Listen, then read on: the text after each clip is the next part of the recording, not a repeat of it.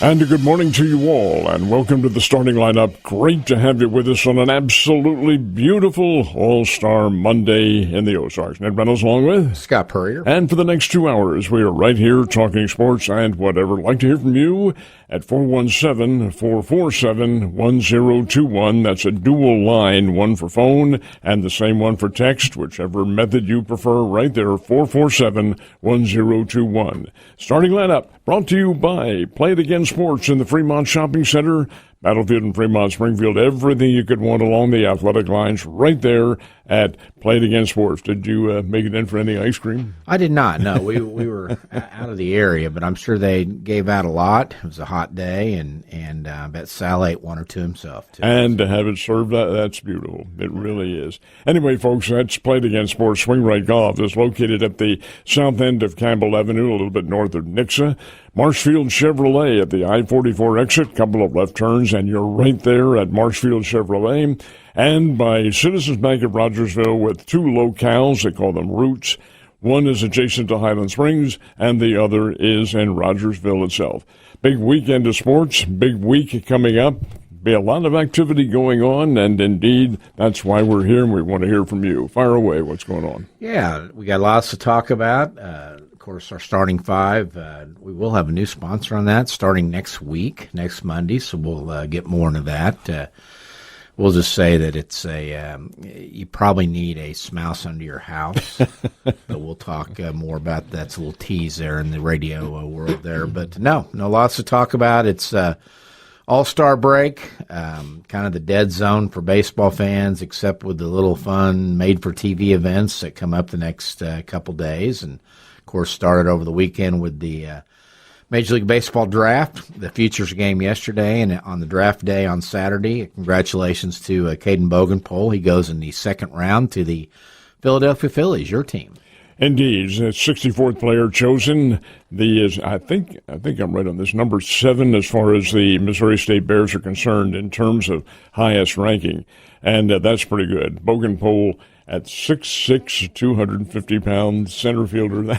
That's pretty good. Good sized kid, and I tweeted this out that it very clearly shows that to the pro scouts, results in college with aluminum bat don't matter. Mm-hmm. I mean, they help state your case, but Caden didn't have a very good third year with the Bears after 2 outstanding wins. That was partly because opponents were pitching around him and not giving him anything to hit.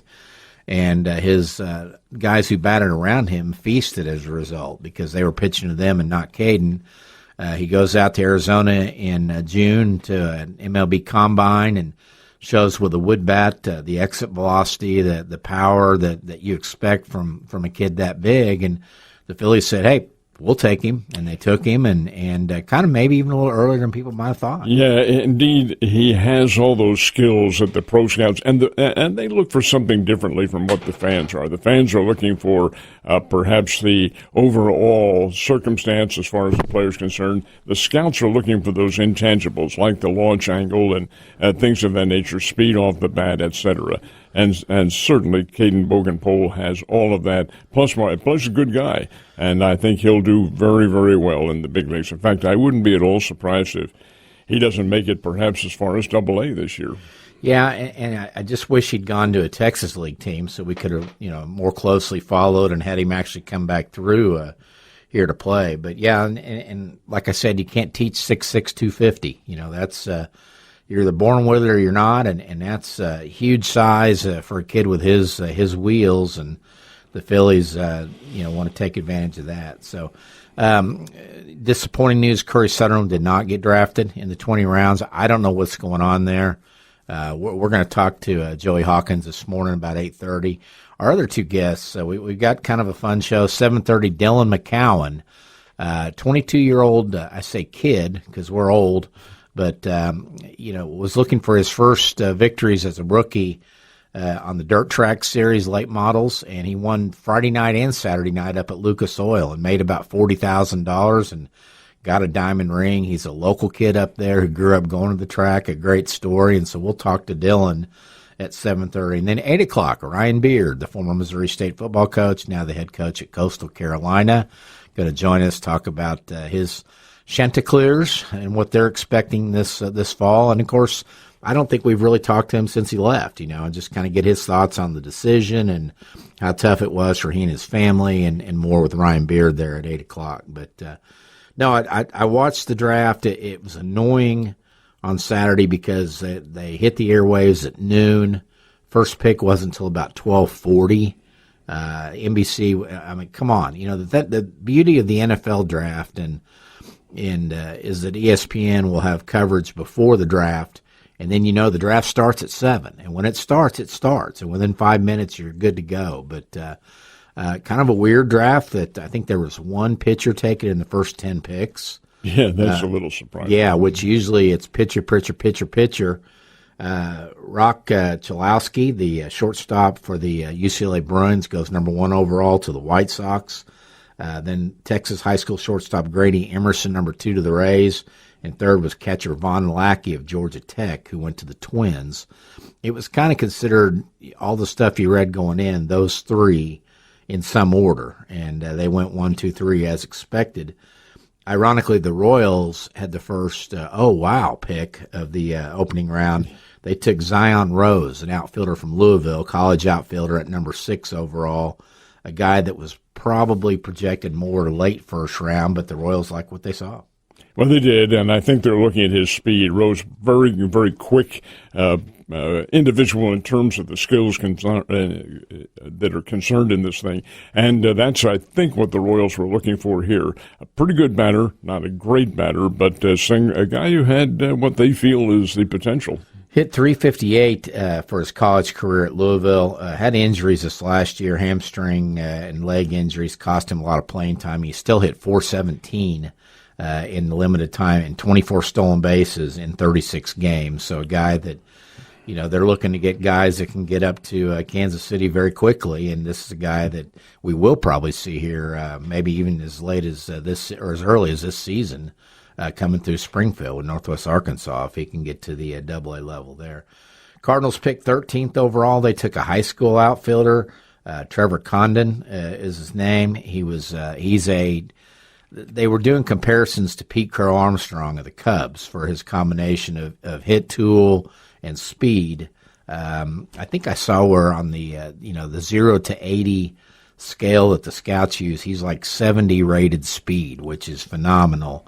But a guy out of Georgia, number 13 pick overall, Travis Condon, and was a Tennessee commit, so he will not be playing for the Vols, but he'll be in the Cardinals organization. All of these high school players who were taken were almost all of them, if not all of them, college commits. I found the comments of Cole Hamels to be very interesting. He feels, in his opinion, that the Major League Scouts, under the new rules, are now going to concentrate more on college kids than they do on high school. And that is because he made an interesting equation here. He said, in his opinion, now Hamels is not a college kid. He went right from high school into Major League into professional baseball.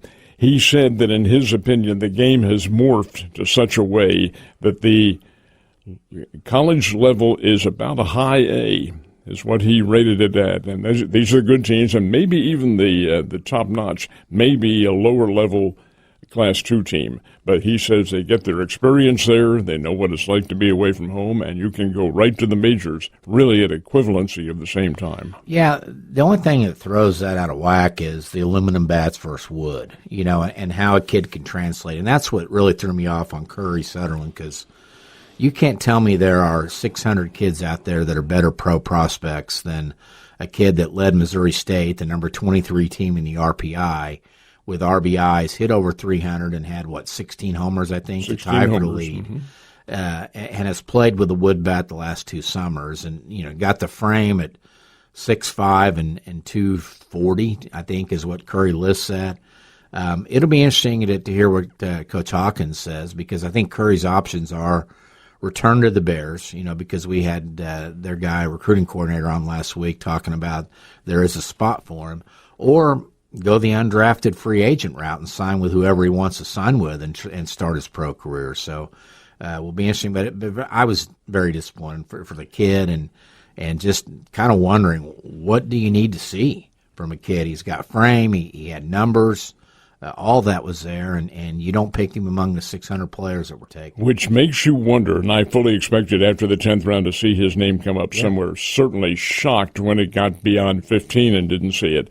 Although I wonder if there's just something that we don't know. Maybe maybe something domestically. Maybe he's decided to stay here and told the scouts. I don't know. You don't know. But it was certainly to me and you, a disappointing that he wasn't at least acknowledged. Anyway, he should have been. He's a big kid and a good player.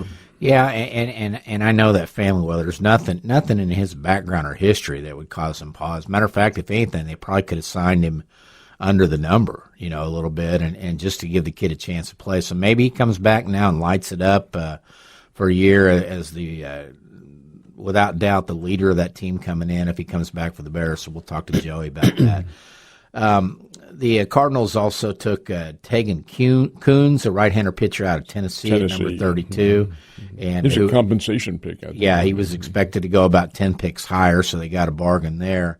And then Alabama high school shortstop Rocco Maniscalco at pick number 50. The Royals, their second pick overall was Ole Miss pitcher Taylor Rabe at number 30. And then pitcher Jack Slytham at 6'5" high school arm out of Illinois went at number 56 for the Royals. So Arkansas had 3 picks in the first 35. Catcher Ryder Helfrich goes to the Diamondbacks at number 15. Carson Wiggins, who didn't even throw a pitch this year for the Razorbacks, gets picked in the late first round. He actually had brace surgery on his elbow and missed the whole season.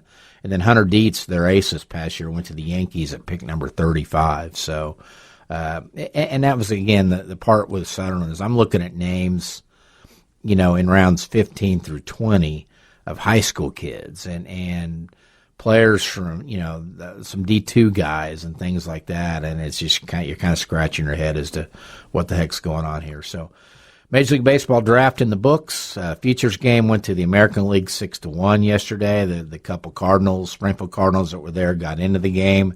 Liam Doyle had a couple of strikeouts and was clocked at 99 on his fastball. Reniel Rodriguez played an inning behind the plate. I think he went 0 for 1 at the dish.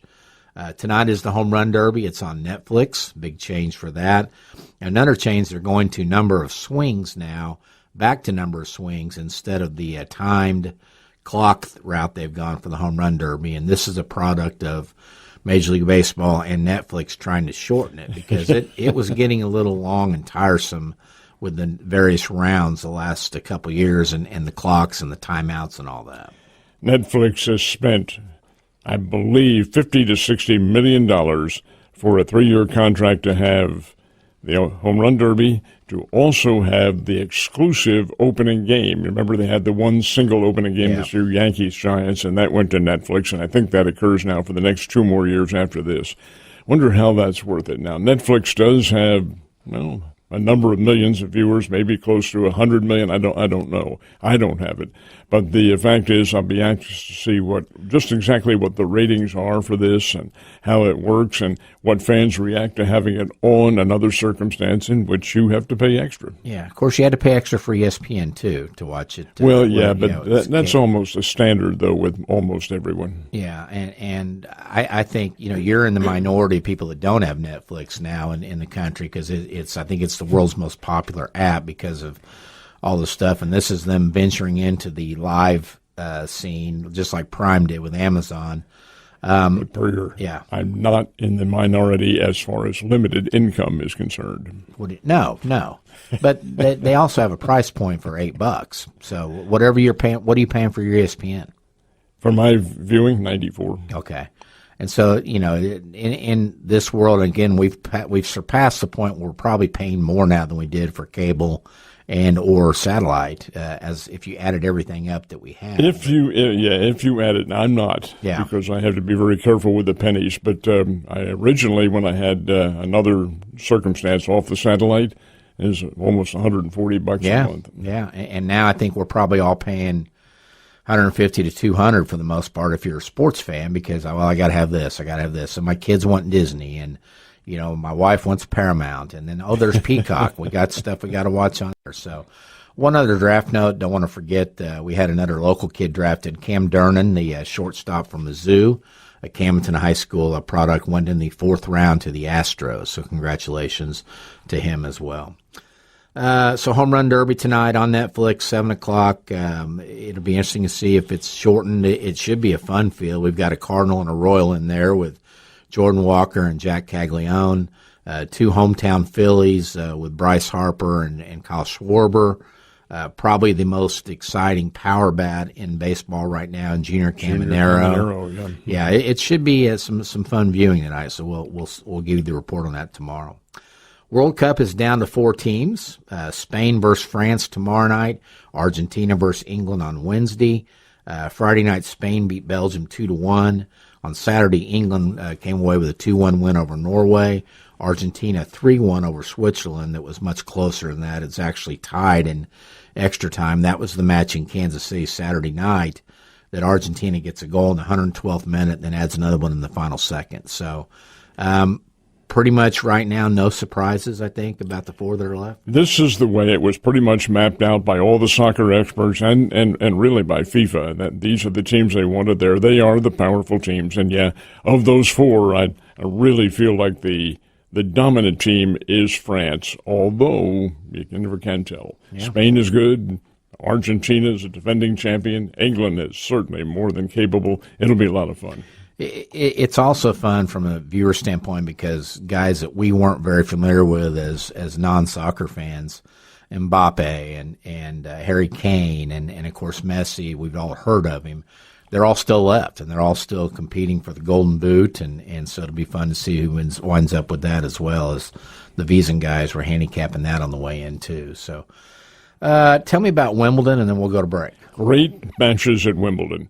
Linda Noskova is the winner of the women's championship on Saturday, and she played Karolina Muchova, who is her doubles partner. They're both from Czechoslovakia, or what used to be Czechoslovakia, now Czechia, or whatever they call it. Anyway, the two are great friends, and Noskova wins it 2-1. The other match, the men's championship yesterday, goes to Yannick Sinner. He dropped the first set to Alexander Zuriev. And this is a physical matchup because both these guys, Zuriev is 6'7" and serves an average of about 130 miles an hour. Unbelievable power.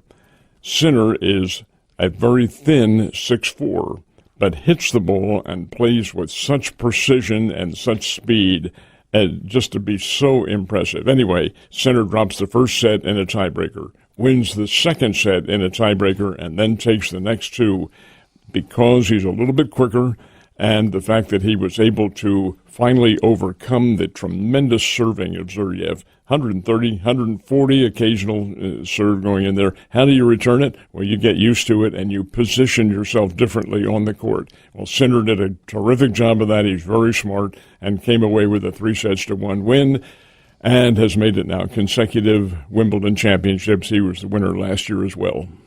And no U.S. guys anywhere on the radar, even close to. Oh, not until about the quarterfinals, somewhere around there. Yeah, and I heard them. Our last Grand Slam American winner won at 2003, I believe. That's Andy Roddick. Yeah, yeah. That's sad. That's sad that America can't produce. Now we do have American college players, like the kid who played in the semifinals. That's Yuri from Great Britain. He's a Stanford kid and won the Pac-12 championship and was an honorable mention All-America in American tennis, but he's not an American. and you made a good point. No players from here in the USA are really actively involved. Before we go to break, talk more baseball on the other side. Conor McGregor fight that everybody was wanting to watch Saturday night, including my son, lasted 1 minute and 9 seconds officially as McGregor goes down with a knee injury on his initial kick he tries to do. And I was, again, the Wiesn guys were talking about Vegas. The phones were lighting up with the fix is on and all this. And the guy just probably blew out his ACL and couldn't go. And I guess his opponent, again, I'm not into the UFC thing, but his opponent, basically showed a lot of mercy because he could have pummeled McGregor when he's down and chose to. I guess he's kind of looking at the official like, "Are you going to call it?" He can't get up, So anyway, and McGregor fighting for the first time in 5 years. Yeah, and so a lot of speculation that he may be officially done for good now. So we'll take a timeout and come back on the other side. This is the starting lineup, and we'll be right back. And it's great having you on the starting lineup. Welcome back now to the starting five. Yeah, finishing up with the first half of the baseball season. Cardinals took 2 out of 3 from the Braves. They did drop the finale 4-3 yesterday. On a throwing error. Yeah, throwing error, and right before that, a very phantom hit by pitch that Ollie Marmol did not like and got his 23rd career ejection there. So, good first half. If you'd told us the Cards would be 50-45 at the All-Star break, and the Royals would be 21 games under 500 at 38-59, we'd have thought you had them flip-flopped. Yeah, because that wrong one. Yeah, wrong team. Yeah, completely, and that's baseball. You just never know. And the Cardinals, as we've chronicled on here forever, that won a lot of close games, and that started even out a little bit, but still 5 games above 500 at the break. I think if you ask any Cardinal fan with this young team, and that they would take that. And you have to like the way Jordan Walker has really played in the first half. Come on, let's see, at 21, 22 home runs, somewhere around there, in the home run derby coming up. The guy has really come on and matured as a ball player.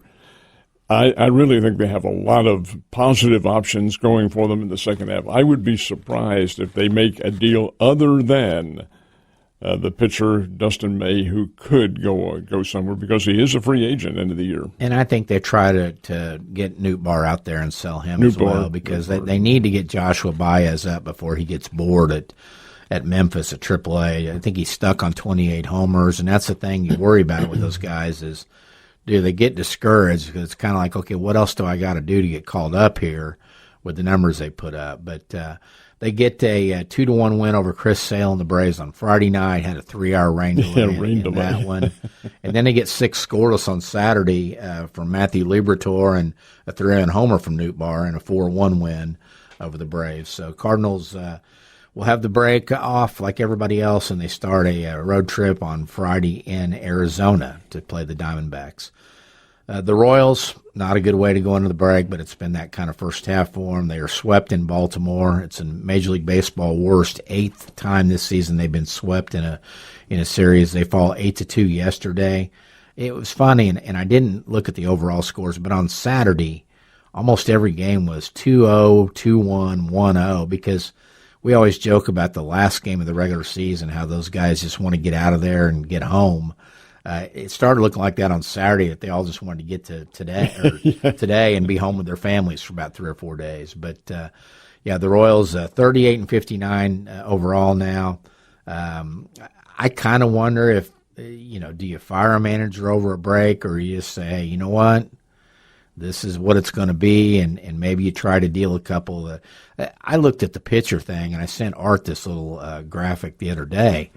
I think between Seth Lugo and Michael Wacha, they're making $37 million this year. I think it's $20 million and $17 million on the contract, and they've both not been very good. I don't know how you're going to move them at that contract. Well, that's the problem, and they're not kids. Lugo and Wacha have both been around for a while. And are they going to get any better? Are they going to be a significant help? Certainly not this year. It's out of the ballpark. But by the same token, if you can get something for them, I would think they would go. They're both seasoned veterans and have been through, pennant wars and so forth. Could be a help to some team. Royals lost 6-1 on Friday and 5-3 on Saturday. They go into the break on a 5-game losing streak, and they come out of it playing host to the Padres starting on Friday up at the K. Springfield Cardinals, 3-1 win over Tulsa to close that 6-game set. They are now 43-43 overall in the season at the break. 12-6 in the second half, have a 1-game lead ahead of the Drillers.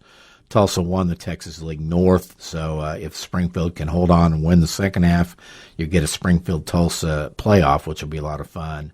Amarillo, I believe, comes in on Friday for the next 3-game set for the Cardinals. Then they're back out on the road next week, going down to Springdale, Northwest Arkansas, before they come home again. Talked about the Futures game, talked a little bit about the Home Run Derby tonight.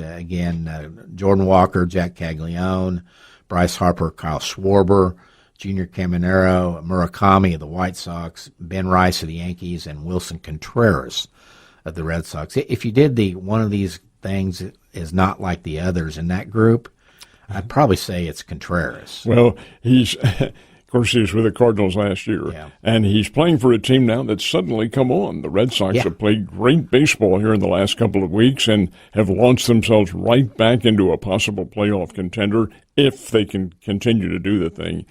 So Contreras, I guess, gets a nod because of that. But, which one doesn't belong? And I think he's got 20 homers, but, he's playing at Fenway, which helps out a little bit. Ben Rice is kind of the sleeper, I think, in the Home Run Derby tonight, a guy that really made a leap this year, his second year in the big leagues. I think he's up to 28 homers maybe. Something like that, yeah. Mm-hmm. And really hitting the ball, hitting the cover off the ball. So Home Run Derby tonight, All-Star game tomorrow.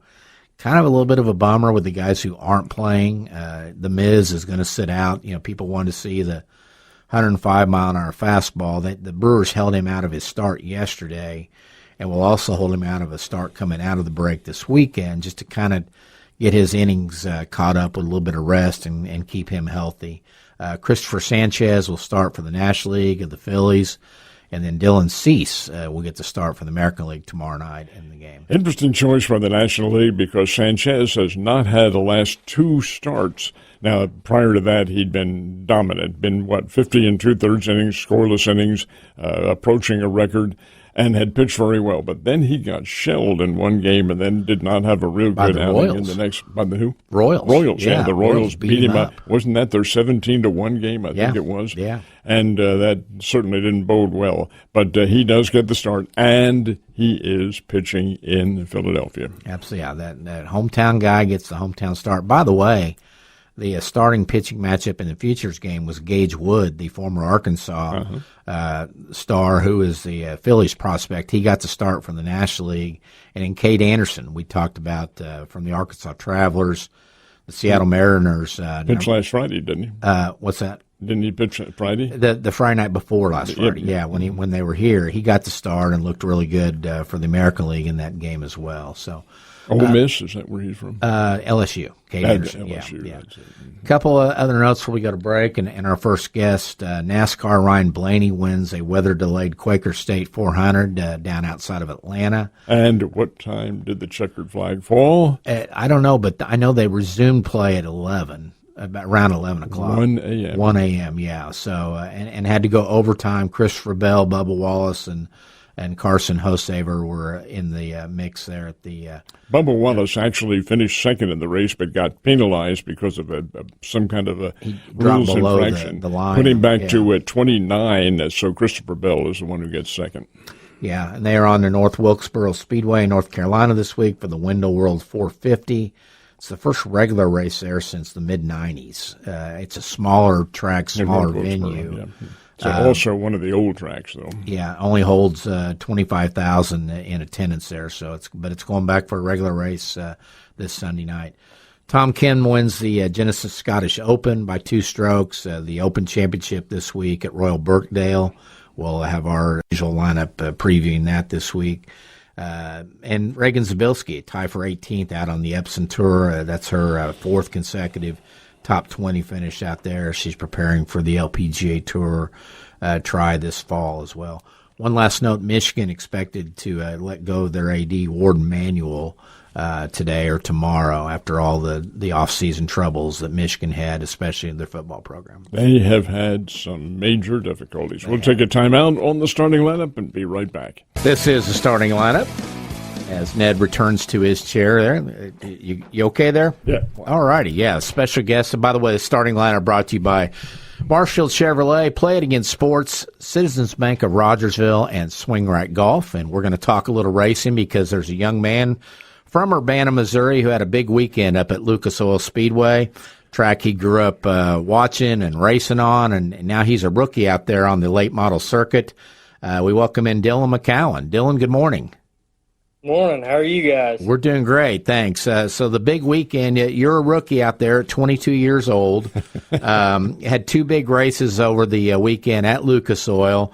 The Salute to Forrest Lucas on Friday night, the CMH Diamond Nationals on Saturday night. And you were a guy that was looking for his first win, and you decided, hey, I'll just go out and win both of them. That's a pretty good weekend, isn't it? Yeah, it was. Like I was saying, it's a pretty surreal thing. I never in a million years dreamed we would win one, let alone two our rookie year. It's I was telling my guys that we're some of the most fortunate people on this earth. There's a lot of people that race their whole lives, and don't get to do what we did this weekend. I'm just thankful to be put in the position where we maybe could do something like that this weekend. That's a pretty good little payday for you, Dylan. Like $40,000. That's pretty doggone good. Yeah, it's it was crazy because most I'd won up until that point was like $5,000 or $6,000, I think. So it was definitely a jump in what I'm used to. Well, what are you going to do with the diamond ring? Probably just sit there and stare at it every night, I think. Yeah, is it an actual diamond ring like from a jeweler, or is it a ring like signifying the victory, or what kind of ring do we have there? And I think we lost it. Dylan, are you still with us? I think we lost we lost him. Lost our internet connection. We'll get him back in just a second. But yeah, so $41,000 over the two nights in prize money and the diamond ring. And Dylan is a 22-year-old native of Urbana, and so he's obviously a Skyline Tiger. Yes, yeah, he actually went to Skyline and then homeschooled his last couple of years so he could get out racing there. And I think he's coming back right now. Dylan, are you with us?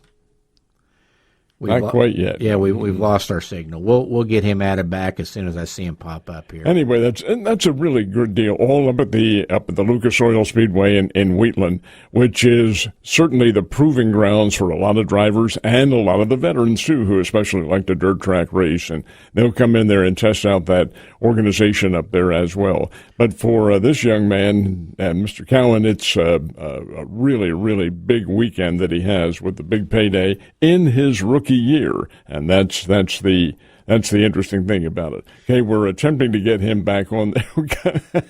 Here we go. I think we got him now. Get him back on. Get the B-dupe there. Hey, Dylan, you back with us?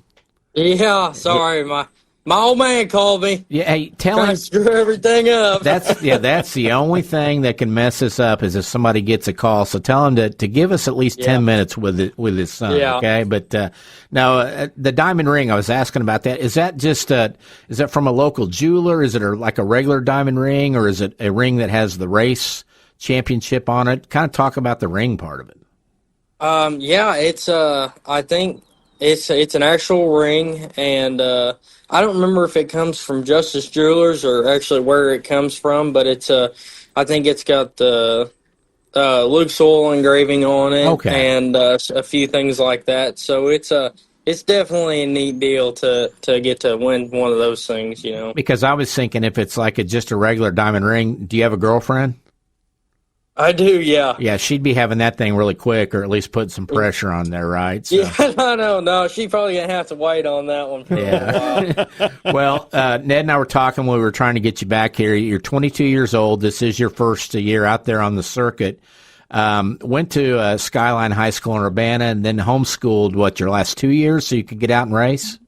Yes, sir. Yeah, it was definitely something different. I remember, I never forget when I was about to leave and go homeschooling, we was about to go on Christmas break, and I told them all, I said, guys, I ain't coming back. Like, I'm going homeschooling. We're going out to Vado, and we're going out there for 2.5 weeks. I ain't coming back. I'm going to finish this thing online. And nobody believed me until about 3 or 4 weeks later when I still wasn't there. What? Were you playing any other sports up there, Dylan? Nope. It was full-time racing from – I think by the time I was 12 or 13, I was playing football and baseball and all that stuff. And me, Dad, and Mom sat down at the dinner table one night, and my dad's like, listen, it can either be sports or racing. And I'm like, well, I'm too clumsy to play sports, I guess. We'll just go ahead and go racing.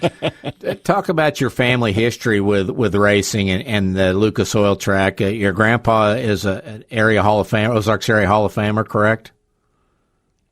Yeah, he was a pretty big deal here around here for a while. He had a lot of good drivers driving for him, and he's the one that kind of got me started, and he done a lot for me, and I don't think up until he passed away there was one race that he actually missed. Him and my grandma was pretty much at every single one of them, and we used to go. He used to pick me up and take me over there to Lucas every Saturday night, and that's what I tell everybody. I've probably logged as many, or even watched as many laps as anybody has around there. And your dad has a tradition of kissing the ground after a win, right? Is that a tribute to your grandpa too?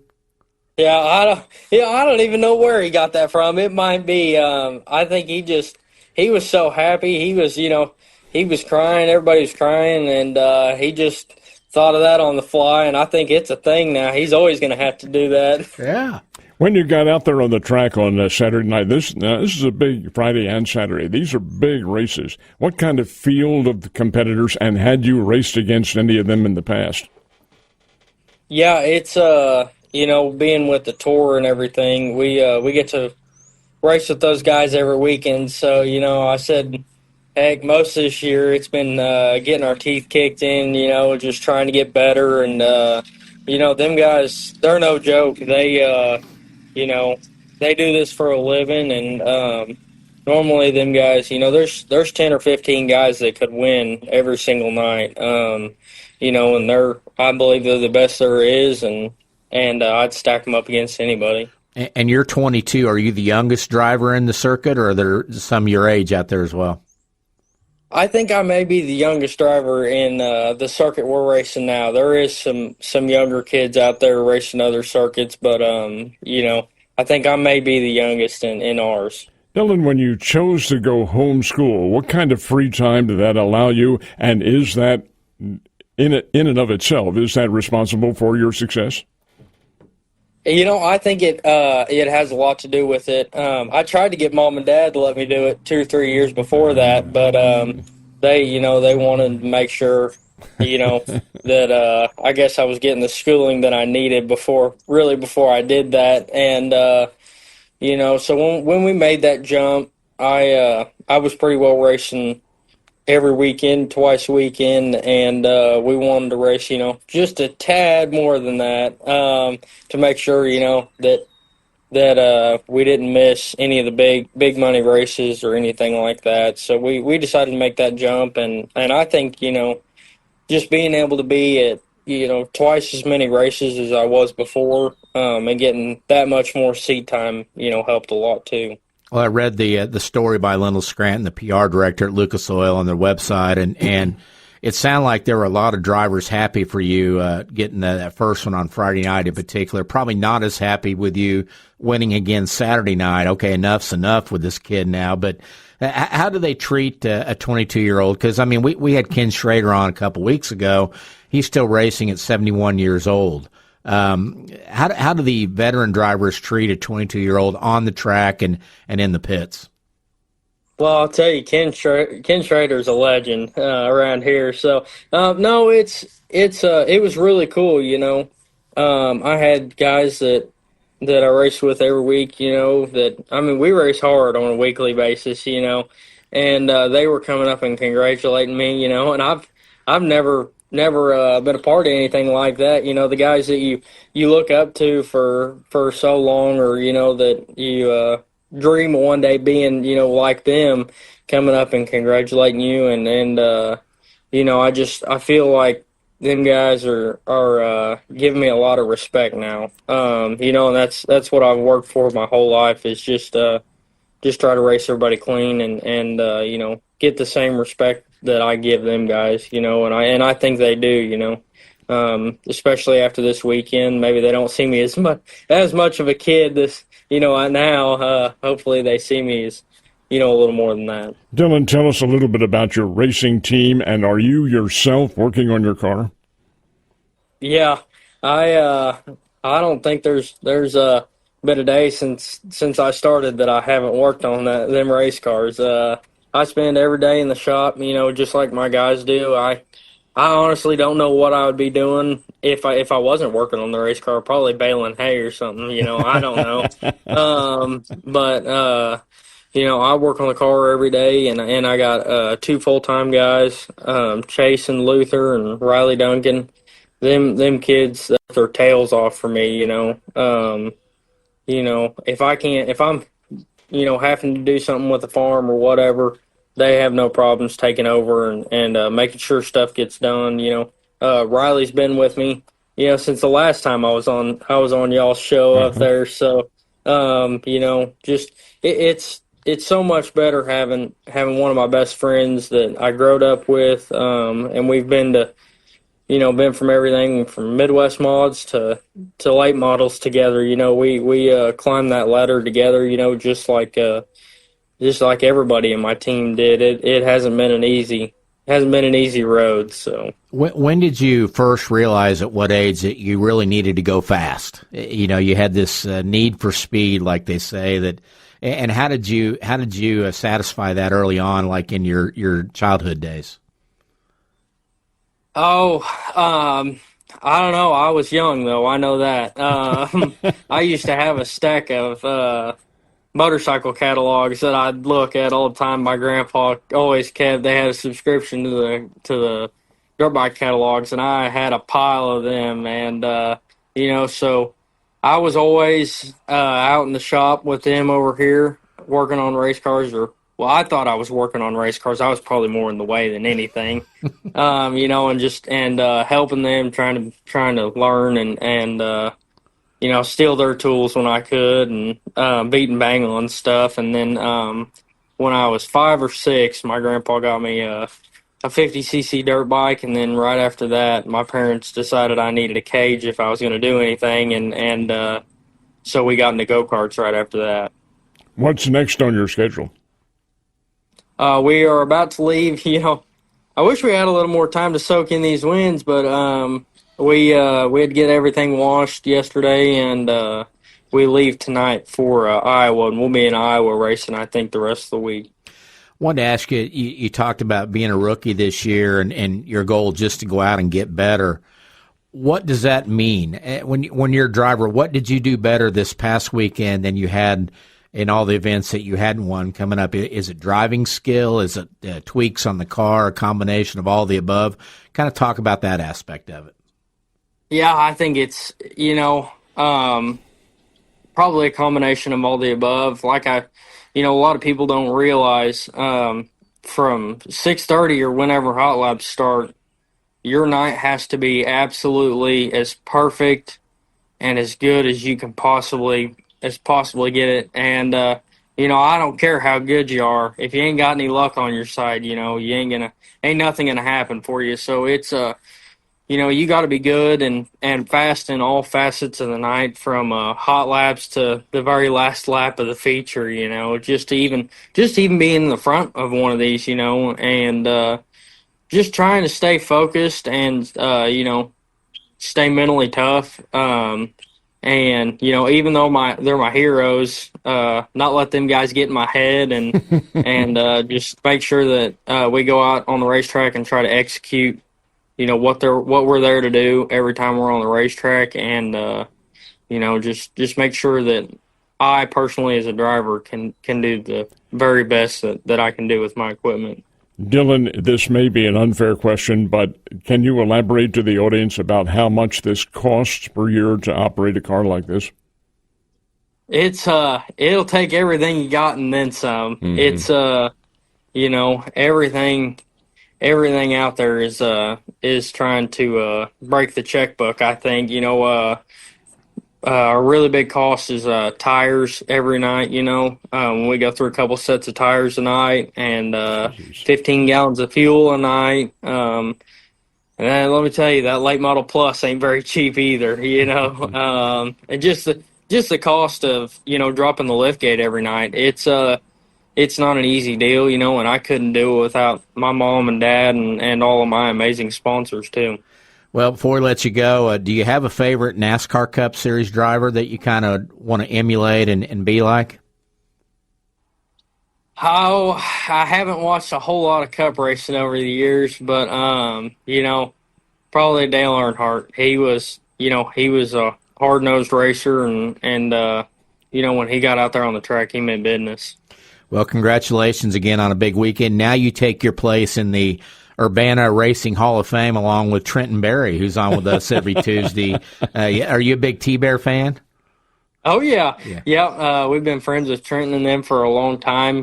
Trenton's done a lot for our sport, especially around here with how big everything is in the modifieds. And, he's probably one of the first people to call us after Friday night. So I get on and watch Trenton's stuff every chance I get, and try to support him as much as he supported us over the years, and just want to see everybody succeed. Very good, Dylan. Congratulations again, and go win some more races. Thank you, guys. You bet. Dylan McCown visiting with us from up at the Wheatland Speedway, where he was the big winner this weekend. Timeout, back in a second. And as surprisingly as it might be, you hear Mike talk about home for the St. Louis Blues. What is today, July the 13th? It won't be really too much longer. They'll be opening up their camps sometime in early September. Coming quickly there, too, as is college football season, NFL season, training camps starting soon for the NFL teams. And I know I think Evangel starts here with their camp like in another week or so. Probably so, yeah. I actually ran into Adam McKnight at the grocery store, of all places, last night in Nixa, and he said they had football stuff starting this morning. So they get going for a while, then they take the mandatory dead week off in early August, and then get back there as well. Do they compete in 7-on-7? I think they do, yeah. I think they already did last month. But, coming up 8 o'clock, we're going to talk football with Ryan Beard, the former Missouri State head football coach, now the head coach at Coastal Carolina, which is looking at their schedule. They open up at West Virginia on September 5th. That'll be a nice test for them. And then they actually have back-to-back games against CUSA teams, Delaware on the road, and then Liberty coming in. They also have two others who the Bears played last year. Marshall and Arkansas State are on there. Yeah. So it's 14. He'll be familiar with a number of those oppositions. Absolutely. So Ryan Beard, and I was looking through the Phil Steele book last night.